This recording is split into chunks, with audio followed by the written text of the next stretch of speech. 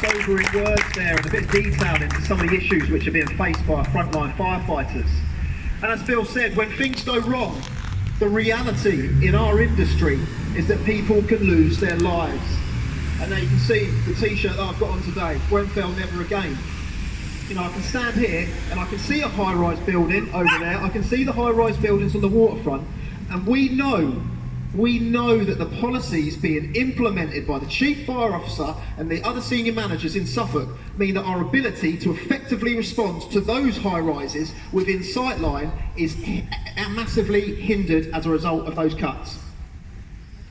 Now, I think one of the key things for today is it's really, really important that we show our collective solidarity. And our next speaker is a regional official.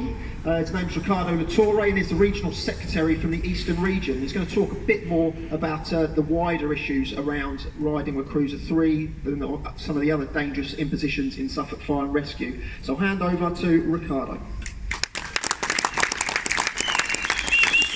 Brothers, sisters, supporters, it's fantastic to see how many of you come out today, outside the County Council offices in Ipswich, in defence of your fire service, in support of firefighters, Suffolk firefighters who are facing down on the front line the attacks from the Chief Officer Mark Hardingham and Councillor Richard Rout. They're facing down the sort of dangerous imposed policies that not only threatens their lives and safety, but the lives and safety of the communities that you all serve. And I've got to mention, we're not here by choice today. We've been forced out onto the streets to protest.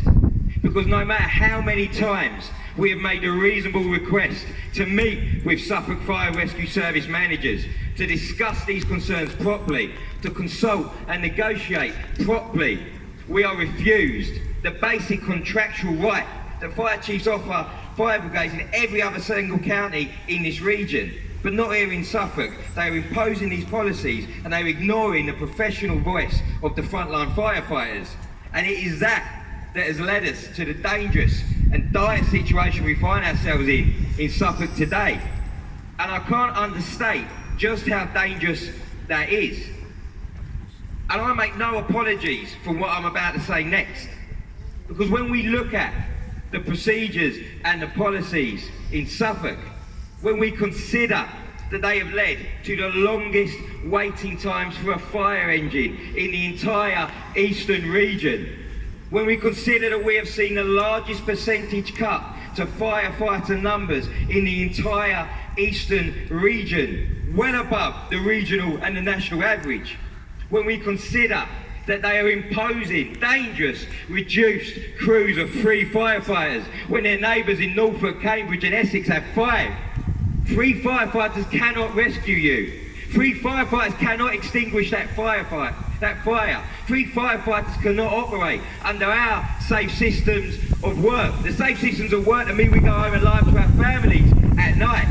When we consider the attacks they are making on our risk-critical training and the training they want to reduce for our recruits, and when we consider amongst all of this, they are ignoring the professional voice and the serious concerns of the frontline professional firefighters. When we look at all of that together, comrades, we are not reading operational fire service policy. We are reading a coroner's report, but we are reading it in advance.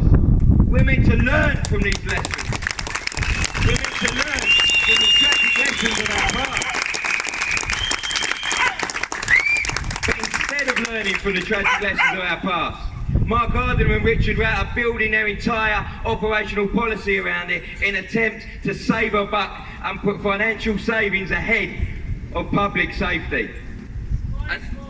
He lives in Essex, doesn't he? He does. We're going to come on to that. And I'm sure Mark and Richard are in there listening. So I would remind them of their responsibilities when they took up their positions. Because Mark Hardingham has a statutory duty under the Fire and Rescue Services Act to provide an adequate and fit-for-purpose fire service. He is failing. Richard Rout, signs off the statement of assurance every year. He is lying. In fact, when we look at it, the only people doing their jobs properly in Suffolk Fire and Rescue Service are the women and men out there risking their lives every single day to serve their communities. Yet now they're being asked to do it to less safe standards than their colleagues around the country. It simply isn't acceptable.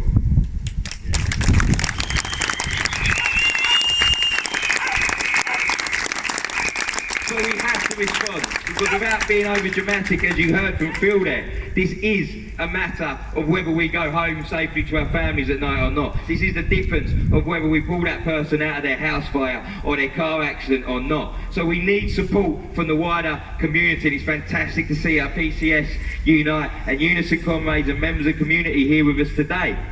But we are organising within Suffolk Fire and Rescue Service. The branch meetings have been held, the area meetings have been held, members are informed, members are angry, and in fact just later today we're going to be discussing with the General Secretary and the President exactly what the next steps in our response are, exactly what the next steps in this campaign to rescue Suffolk Fire are.